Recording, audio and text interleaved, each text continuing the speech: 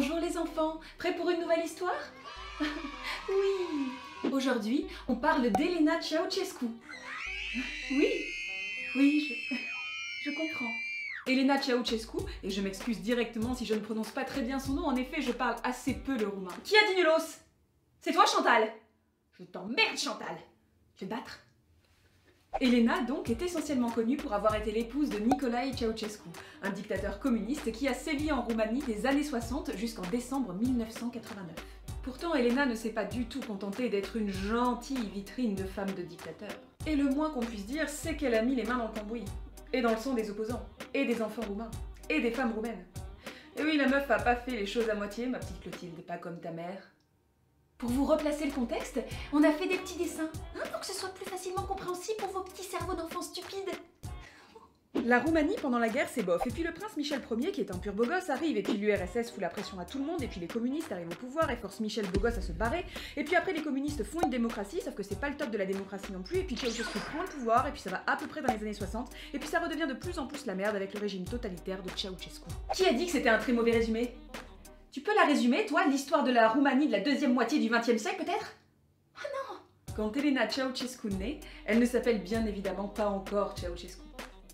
Et à vrai dire, elle ne s'appelle pas vraiment Elena non plus. Elle s'appelle Lenuta Petrescu et voit le jour à Petresti dans le Județ de Dâmbovița le 7 janvier 1916. Famille très simple, scolarité bof. Elle a du mal avec l'école, qu'elle arrête d'ailleurs en 4e, puis elle devient assistante dans un laboratoire d'analyse avec son frère, puis ouvrière dans une usine textile. Retenez bien qu'elle arrête l'école parce qu'elle a du mal à suivre. C'est important pour la suite de l'histoire. Ah, ça vous rend fou, ces teasers, les enfants? Elle rentre au Parti communiste en 1937, alors qu'elle a 21 ans. Et, si elle n'est pas forcément la plus futée, on la remarque parce qu'elle est opiniâtre. Elle ne lâche rien. Elle a la niaque! Hein, Laetitia? Ouais! Pleure pas, pleure pas, pleure pas. Elle va y rencontrer 2 ans plus tard Nicolae Ceausescu et ils vont se marier en décembre 1947. Sauf que Nicolae est plus jeune qu'elle de 2 ans. Et que Lenuta, ça veut dire Petite Hélène, ou la douce. Et c'est trop nul, quoi, comme prénom de révolutionnaire. Prénom de bouseux! Lenuta, elle préfère s'appeler Elena et se marier avec un mec plus vieux. Alors, au mariage, elle falsifie les documents, change sa date de naissance de 1916 à 1919 et dit que son prénom est Elena. Comme ça, c'est mieux. Problème réglé. Avec son mari, ils vont gravir les échelons dans le parti puis dans le gouvernement, puisque Nicolae va commencer à avoir une place de choix dans les années 1965 et Elena, elle, va prendre de plus en plus de place politiquement. Dans les années 70, Nicolae pète un câble et le régime vire complètement en dictature après un voyage du couple en Asie, notamment en Corée du Nord et en Chine. Entre Mao et Nicolae et Jiang et Elena, c'est le coup de foudre intellectuel. Enfin, surtout pour les Ceausescu. Les autres, je sais pas. Le couple rentre en Roumanie avec tout un tas de jolis projets pour leur pays. Et spoiler alerte, ça ne va pas très bien se passer. Elena Ceausescu est très mise en avant dans la propagande du régime. Mais au-delà de ça, elle sera toujours la seconde du gouvernement et dirige avec son mari. Tant et si bien que dans les années 80, on la nomme vice-premier ministre de Roumanie. Comme ça, tout le monde est d'accord, ça met les choses au clair. Voilà. Donc elle est très mise en avant, oui, mais mise en avant pour quoi, mes rats d'égout? Hein? Eh bien pour son intelligence, entre autres, mes petits amis. Ah, mais t'avais dit qu'elle était pas ouf niveau intelligence. Hé, je sais, Géraldine. Et quand on a que dedans, on fait pas sa maline. Le fait est qu'à partir des années 50, Elena commence à obtenir des diplômes en ingénierie chimique. Et comment elle fait pour obtenir des diplômes alors qu'elle n'a pas dépassé la 4e? Soutenue par le parti en place, et puis après c'est plus ou moins elle le parti en place, alors je te dis que les examinateurs ils font pas un pli devant elle. Tu préfères mettre un 18 ou être persécuté? Bah mettre un 18. Mais ça veut pas forcément dire que c'est de la triche, Du coup elle écrit des articles pour de très grandes revues scientifiques. Enfin elle écrit. Quelqu'un écrit et elle signe en dessous. Mais ça veut pas forcément dire que c'est de la triche, Et elle reçoit plein de diplômes honorifiques de partout dans le monde. Aux États-Unis, en Grèce, en France. Ben oui, parce que donner des diplômes, ça aide à conserver de bonnes relations avec le régime. Ah, la politique internationale, les enfants. C'est... C'est pas... Oui. Du coup, forcé d'avouer que l'égalité homme-femme est particulièrement importante pour Elena? Et non! Parce qu'à côté de ça, il y a une sacrée baisse démographique aux alentours des années 1966 en Roumanie. Alors qu'est-ce qu'on va faire pour ça? On va laisser le temps au peuple de se remettre tranquillement de la crise et que tout ça reparte tout seul? Non. On n'a pas le time pour ça, les mecs. À la place, on va plutôt faire des lois qui interdisent l'avortement et la contraception. Et on va restreindre l'accès au divorce. Et on va mettre des pénalités pour les couples sans enfants. Voilà, on va faire ça.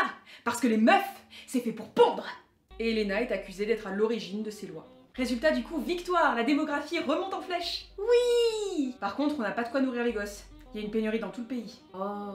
Du coup, pas de soucis, abandonnons-les. Le gouvernement encourage presque à cette solution. Sauf que les orphelinats, ils ont pas de moyens non plus. Ils en ont même encore moins peut-être. On voit donc apparaître des orphelinats de l'horreur, avec une discipline ultra vénère, des enfants livrés à eux-mêmes dans des lits à barreaux pendant des heures, sans soins, sans bouffe, sans chauffage, avec très peu de personnel, lui-même harassé par la faim et la fatigue. Clairement, seuls les plus forts survivent. Et si certains s'en sortent en étant placés dans des orphelinats vitrines un peu moins dégueux pour donner le change aux occidentaux, pour les autres ce sera un véritable enfer. Ça fait rêver les enfants, hein? Ah, tu feras peut-être un peu moins de caprices quand il n'y a plus de pépitants! Et ces enfants de Ceausescu ne sont pas seulement privés de soins élémentaires, ils sont également décimés par des épidémies. Parce que les médicaments, ça se trouve pas non plus sous le cul des poneys. Et que Elena décrète que le sida en Roumanie, il n'y en a pas. Sauf qu'en fait si. Mais bon, vu qu'elle est membre de l'Académie des sciences en plus d'être directrice générale de l'Institut de recherche chimique de Roumanie, c'est un peu le gouvernement et elle qui décident s'il y a du sida ou pas. Du coup, vu qu'il n'y a pas le sida, il n'y a pas de test pendant les collectes de sang. Et vu qu'il n'y a pas d'eau dans beaucoup d'orphelinats, on fait pas bouillir de l'eau pour stériliser les aiguilles. Du coup, pendant des transfusions ou des soins, le virus fait tranquillement son petit bout de chemin, créant ainsi une énorme épidémie pédiatrique. Et quand le régime tombe, c'est presque 100 000 enfants qu'on découvre croupissant dans des orphelinats. Glauque, glauque, glauque, parfait! Vraiment, c'était super de faire des recherches sur Elena Ceausescu et de tomber sur ça. Génial, le bon moment! Finalement, le régime sera renversé. Elena et son mari seront condamnés à mort puis fusillés au terme d'un procès expéditif en 1989. Et la Roumanie porte encore aujourd'hui les stigmates de cette sombre période. Elena Ceausescu, c'est le parfait exemple de la femme de dictateur qui a été plus que juste une femme de dictateur, qui a pris de la place, profité de la situation pour réaliser ses ambitions propres, et ne s'est pas contentée de servir de vitrine au régime. Là où bien souvent on diminue le rôle de ces femmes en les considérant comme l'ombre du monstre qu'elles ont accompagné, là pour le coup, Elena bénéficie de la même aura d'horreur que son mari, et de la même triste notoriété. Merci d'avoir regardé cette vidéo jusqu'au bout. Si tu veux nous soutenir, n'hésite pas à commenter, à lâcher un petit like, à t'abonner si ce n'est pas déjà fait, à nous partager sur les réseaux sociaux. Et si tu veux encore plus nous soutenir, on a un Tipeee. Ciao macaroni! Je l'ai déjà dit. Ciao mascarpone!